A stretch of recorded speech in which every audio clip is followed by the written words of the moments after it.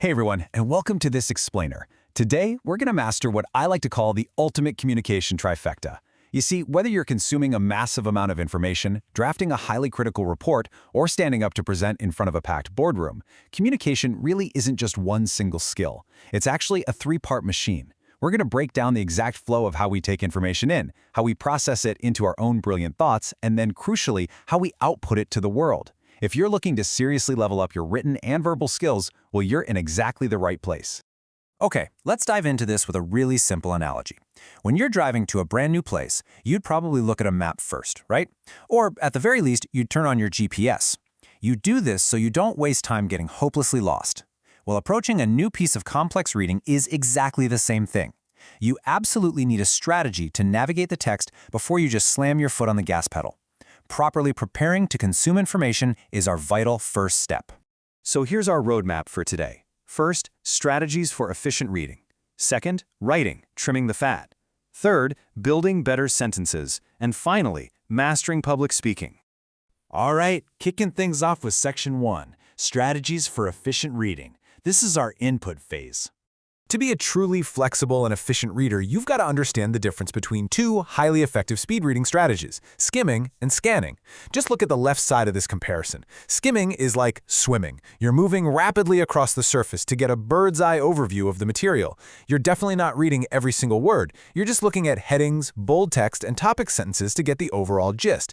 Now, on the right side, we have scanning. Scanning is more like pearl diving. You're diving deep to locate specific, buried facts. You already have a keyword in mind, and your eyes are basically just sweeping the text until you spot that exact pearl of information. You won't use these all the time, but knowing exactly when to swim and when to dive, that's going to save you hours. Let's see how this builds into an actual, actionable pre-reading tactic. This is the KWL+ method, and it's a brilliantly simple but wildly powerful strategy to structure your preliminary research. Before you even start reading, ask yourself, K, what do I already know? And W, what do I want to know? Then, after you read, you fill in the L, what did I learn? And finally the plus, what do I still want to know? This totally simple framework forces you to engage your prior experience and sets a very specific purpose for your reading, which, honestly, massively improves your comprehension. Moving right along to Section 2, Writing, Trimming the Fat. We're now entering the process phase. And this brilliantly illustrates the whole philosophy of editing. Think of your writing like a backpack on a really long hike. Every unnecessary word is a heavy rock you're forcing your reader to carry. We've all done it, right? We've all tried to sound super academic or professional by tossing in extra syllables, but all it actually does is create a thick fog of confusion. It's time to get rid of those rocks. Wordiness usually hides in three sneaky places. First up, redundancies. Saying basic fundamentals is totally redundant because, well, fundamentals are already basic. Just say fundamentals. Second, inflated phrases. Why on earth would you write due to the fact that when you can just write the word because? Boom, you just replaced 5 heavy rocks with 1 sleek word. Third, empty openers. Starting a sentence with there are many who is just empty fluff. Just start with many. Trimming this clutter immediately makes your ideas snap into focus. All right, on to Section 3, Building Better Sentences. Let's talk about constructing bulletproof frameworks. Think of clauses as your architectural building blocks. An independent clause is your load-bearing wall. It stands completely alone. For example, I drink the coffee. A complete thought. Now, a dependent or subordinate clause has a subject and a verb too, but it starts with a connector that just leaves it hanging there. For example, because I was tired. If you walk up to someone on the street and just say, because I was tired, they're going to stand there waiting for the rest of your sentence. It simply cannot stand alone.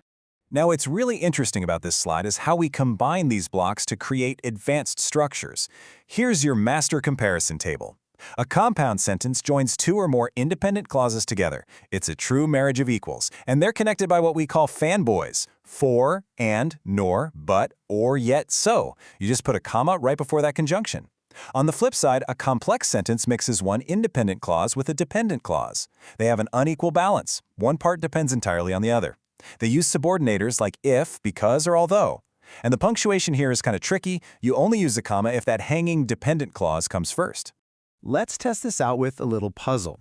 Look at this mistake right here. The pizza arrived, it was cold. I'm going to pause for a second. What is exactly wrong with this sentence? Listen to how awkward that sounds. We have two complete independent thoughts literally just smashed together with no punctuation or connector whatsoever. This, my friends, is a classic run-on or fused sentence. The fix for this is incredibly concise. The pizza arrived, but it was cold.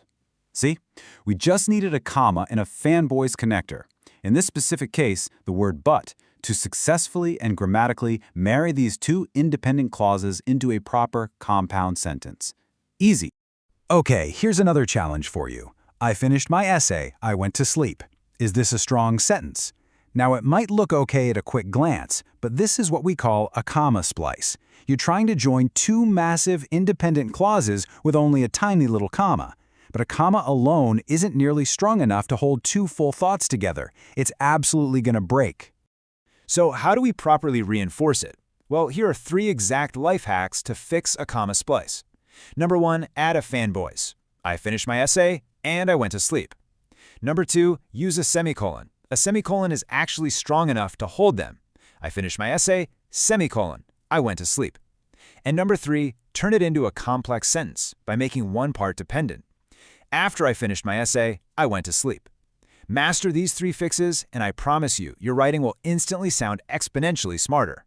Which brings us to Section 4, Mastering Public Speaking. The grand finale, the output phase. It's truly fascinating to realize that when you fire up a slideshow in a modern boardroom today, you're actually participating in a 2,500-year-old tradition. Look at this timeline. It all started way back in ancient Athens, where giving speeches in the public marketplace was literally a required civic duty to debate war and politics. Then, brilliant scholars like Aristotle and Quintilian in antiquity gave public speaking its definitive core rules. And today, well, we carry that exact same torch in business and educational settings, just with the added bonus of visual aids to keep our audiences glued to their seats. So the crucial point is understanding how to actually persuade people. And Aristotle hit the nail on the head over 2 millennia ago with his rule of 3 for rhetoric. Ethos, this is your credibility and authority as a speaker. Basically, do they trust you? Logos, this is your facts, your logic, your hard deductions. Does your argument actually make sense? And finally, pathos. This is your emotional appeal. Are you genuinely connecting with their feelings? To win over any audience, you absolutely need all 3 working in harmony. But how do you actually deliver those 3 elements effectively out in the real world? Well, here are the top traits of truly great speakers. Confidence is number 1. It makes you likable and authentic. But how do you get it? Simple, by practicing until your delivery is second nature. You also need storytelling skills to provide compelling context, conciseness because, let's face it, attention spans are incredibly short these days, and varied delivery. Change your tone, move around the room, keep it fresh. Above all, you need authenticity and voice awareness.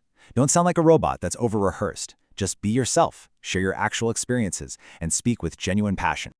Man, we have covered a massive amount of ground today across the communication trifecta, from skimming and scanning your reading inputs, to trimming those heavy rocks out of your writing process, all the way to projecting ethos, logos, and pathos in your verbal outputs. So I'm going to leave you with this final provocative thought.